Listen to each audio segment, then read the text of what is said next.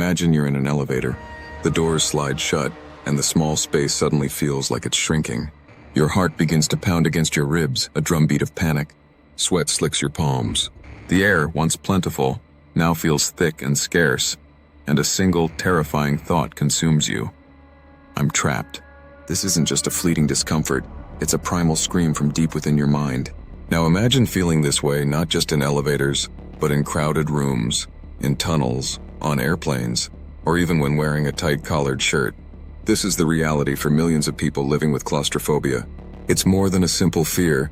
It's a profound and often debilitating anxiety disorder that can dictate every choice you make, turning the world into a minefield of potential triggers. It can feel like you're a prisoner in your own mind, where every closing door is a sentence. But what if I told you that this prison has a key? The story of claustrophobia isn't just about the fear itself, but about the journey to understanding its deep psychological and even biological roots. Because understanding where this fear comes from is the first, most powerful step you can take to finally breaking free. The problem, what it is and what it feels like. So what exactly is claustrophobia? Well, on the surface, it's defined as an irrational and intense fear of enclosed spaces. The word itself comes from the Latin claustrum, meaning a shut-in place, and the Greek phobos, meaning fear. But for those who experience it, it's anything but a simple definition. It's a full-body, all-consuming experience that can feel like a life-or-death struggle, even when you logically know you're safe. The list of triggers is as varied as the people who suffer from it. Common culprits include elevators, windowless rooms, MRI machines, tunnels, and crowded public transport.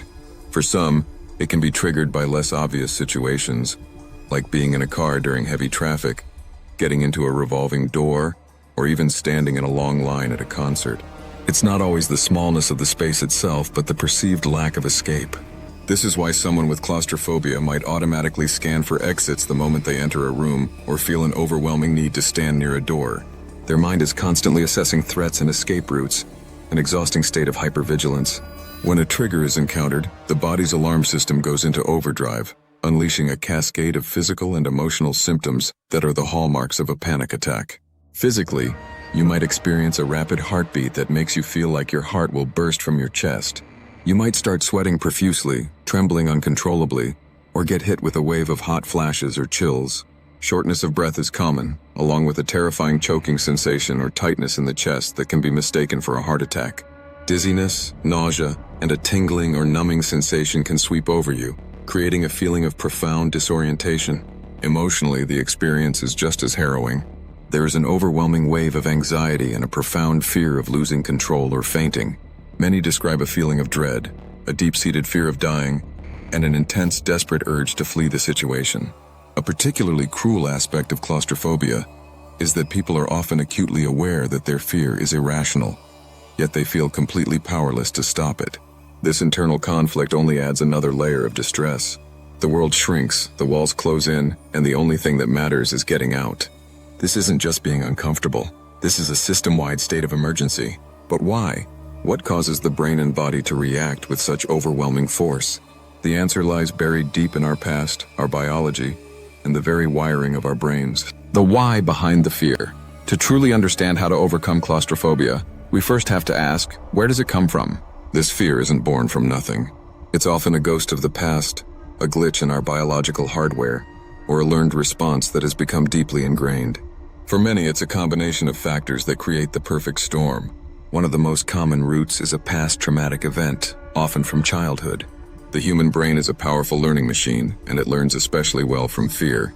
An experience like being accidentally locked in a closet, getting stuck in a tight space while playing, or even being bullied can leave a lasting imprint.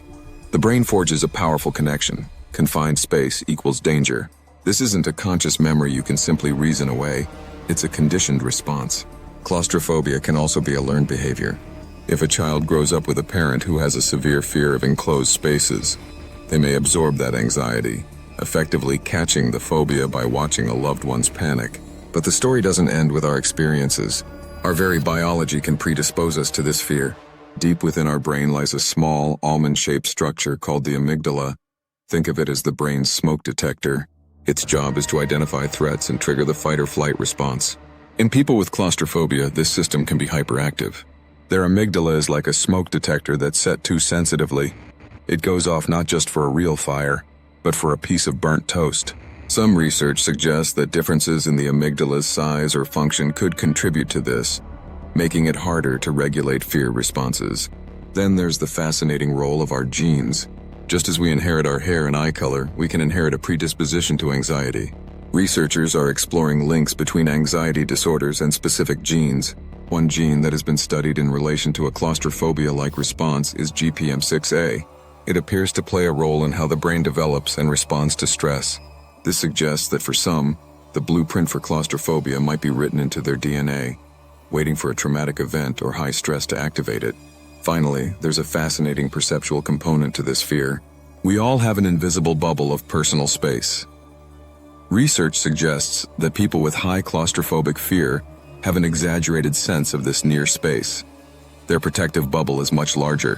When an object, or the walls of a room, intrudes upon this expanded personal space, it's perceived as a threat, triggering a defensive fear response. So when they say the walls are closing in, their brain may quite literally be perceiving them as being closer and more threatening than they actually are. So we have a fear that can be learned, inherited, hardwired into our brain's fear circuit, and shaped by our perception of space. It's no wonder this phobia can feel so powerful. But here's the crucial truth. Every single one of these pathways can be retrained and rewired. The prison door is not locked forever. How to break free. Understanding the roots of claustrophobia is empowering, but knowledge alone isn't always enough to silence the panic.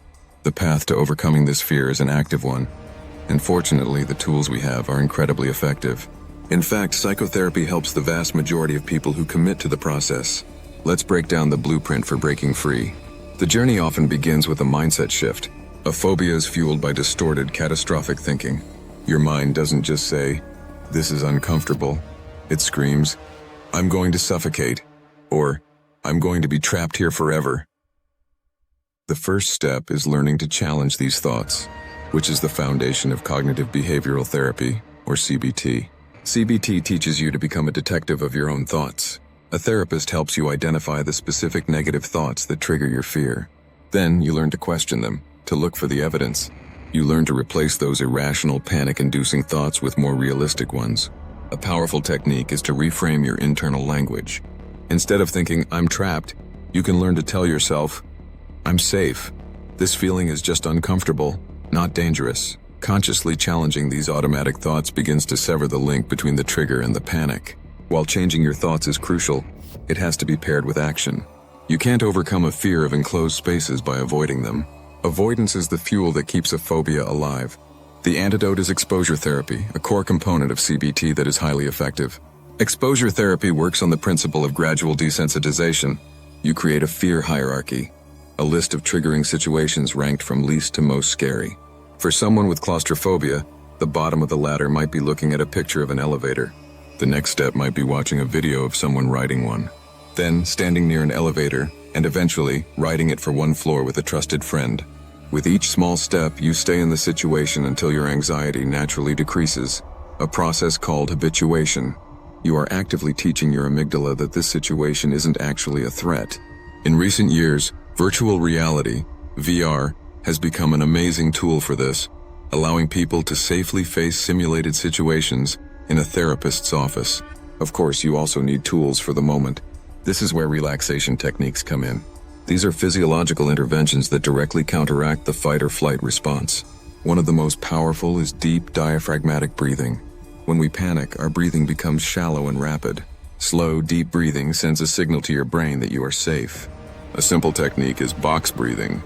Inhale slowly for a count of 4, hold for 4, exhale slowly for 4, and hold for 4. Another effective technique is progressive muscle relaxation, which involves tensing and then releasing different muscle groups to relieve physical tension and ground you in your body. Finally, for some people with severe symptoms, medication can be a helpful support. Anti-anxiety medications can help manage the physical symptoms, making it easier for a person to engage in the work of CBT and exposure therapy. They're typically seen as a short-term bridge to facilitate long-term healing, not a standalone cure. The ultimate goal is to build the skills to face your fears with your own strength and resilience. The journey through claustrophobia is a journey from imprisonment to liberation. It begins with the terror of a racing heart in a shrinking room, and leads to the quiet confidence of knowing you can handle what comes your way. We've seen that this fear isn't a sign of weakness, but a complex interplay of our life experiences, brain chemistry, and even our genetics. It's a conditioned alarm that can be unlearned and recalibrated. The path to freedom is paved with the courage to challenge your deepest fears, one thought at a time, through cognitive behavioral therapy.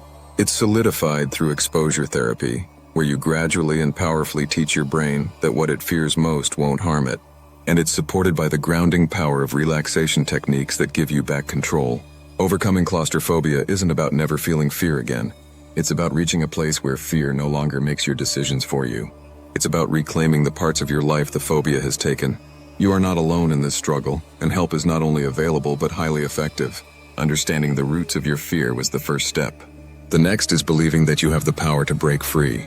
If this story resonated with you, and you've struggled with claustrophobia or any phobia, please share one thing that has helped you in the comments below.